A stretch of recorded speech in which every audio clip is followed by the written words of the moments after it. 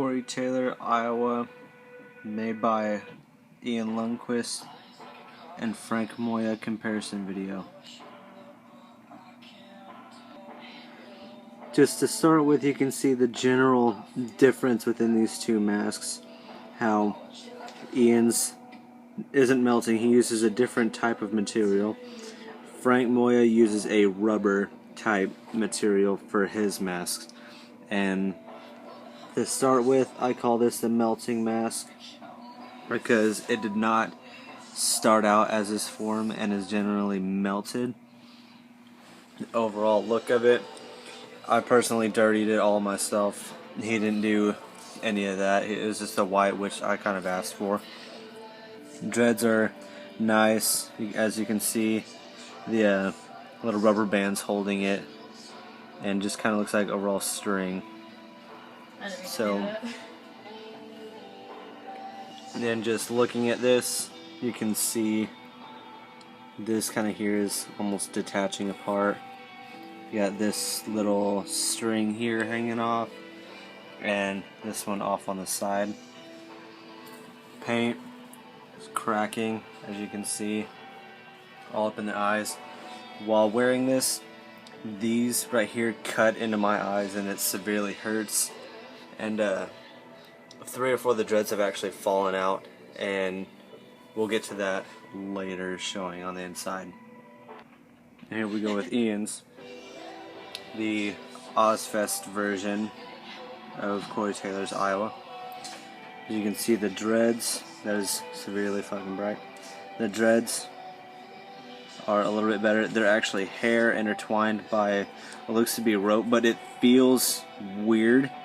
It feels squishy and kind of looks like somebody sprayed like hairspray or something, or like a silly string and had it dry out. It feels weird. Headbanging is just fine. The ends are a little bit different from his Ghost Glow, which he kind of melted over. It's overall just fine. You can see detail within this scar going up compared to Frank's. Frank's is a lot thinner than this one here, than Ian's. You can see the stitches with that little one off hanging on the side. That is not a problem because of how Ian secures the strings on the inside of his mask. Eyes are just fine, as you may have seen in the previous video, which shows me wearing this one. Mouth is just fine. Now, the nose. The nose on Ian's, this was covered. Once I got home, I cut it off, and it was just all black here. My nose would rest here, and the mask would lay too low, and my nose was here. If I had it chose here, then the mask was too high. It would not rest on that bump, so I had to cut that off. Frank's already had that cut off, so that's not a problem when it did fit. You know, even with the white on here, you can see the paint cracking. And I don't know, just very poorly executed. I heard, now this is Frank's first generation style. I heard that his second one is better, but I don't have one personally to confirm that. I heard the dreads are put in the exact same, which is very uncomfortable, but the overall style and design of it's improved. So definitely with the first one, I would not go with, and Frank overall as a business person is absolutely terrible, and people just end up very unsatisfied with his work and his business style. As we get to the backs of them, on Ian's, there's a whole lot more detail that went into the work and thought process. These are actually stitched, and you can see just all the way around. It just looks meaner and full quality. Straps, well and good straps. I like how this was done. And then for Frank's, as you can see, the line work, not strapped. You kind of have to strap it yourself. You can see kind of like a rust design that was with the mask. That was pre with the mask. I didn't do that whatsoever. And you can see kind of how the material of the mask is distorting because of the weight of the dreads. And I believe this one has fallen out from how it's styled, and this one is as well. The straps, were done by Ian, who made that mask, but as you can tell, it's a different style of how he strapped back then to what he does now. For this one, it was not strapped. Frank was actually in contact with another renowned scammer and just an overall tool bag that nobody likes whatsoever. And he said it would take almost 6 months just to get some straps in. I could do this, go to Walmart and get the materials in seriously about 30 minutes. I don't know what kept the guy 6 months to do so. So that was it was an indication of kind of iffiness of dealing business with him, and I didn't like that.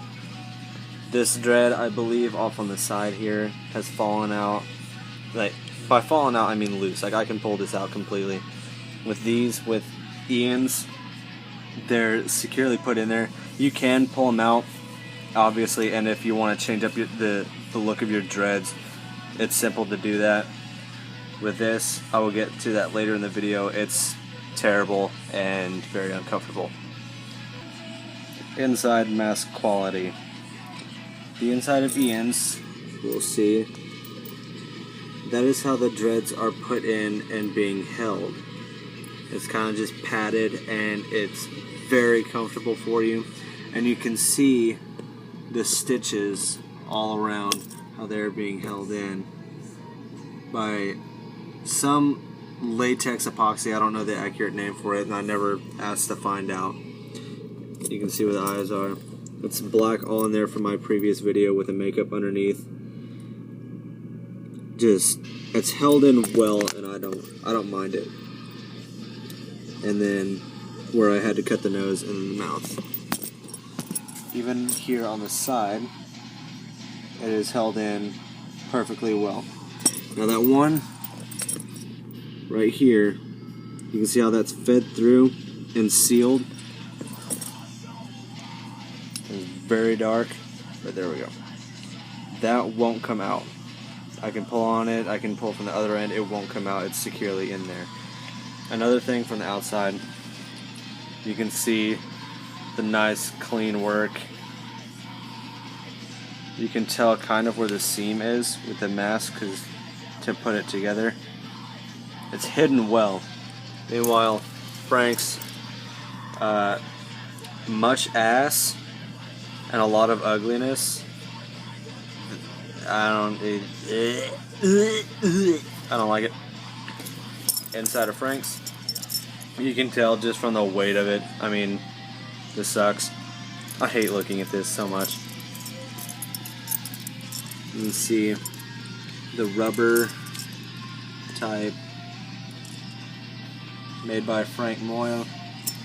All of these stitches, and this is actually like elastic cord right here, all held in by paper tape, which severely pissed me off when I got it, especially because this is $200 US.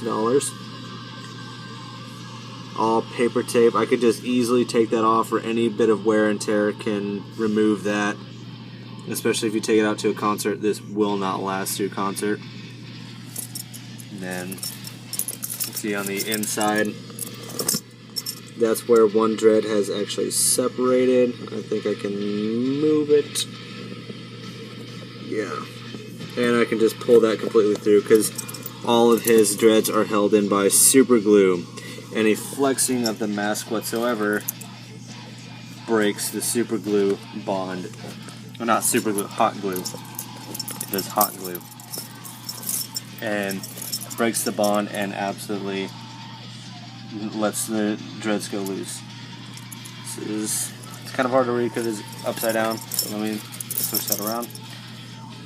Duster pieces number 2 of 50, made for myself. And I believe Jared Smalley got the first one, that jackass, because bragging rights for having number 1. But still, that is very uncomfortable. I can wear this for about 30 minutes before it just drives me insane having these points just kind of stab into my head. It is ridiculous. And then you can see this little fluff right here. Don't really know that purpose. Maybe it was accurate for Corey's at the time. And then you can see on here, this is fine. So, this is definitely a thicker mask. I mean, it's got a decent thickness to it. Dreads hold up fine. And these ones hurt on here. So, that will conclude the comparison video of Frank Moya's melting mask and Ian Lundquist's Ozfest Corey, Iowa version.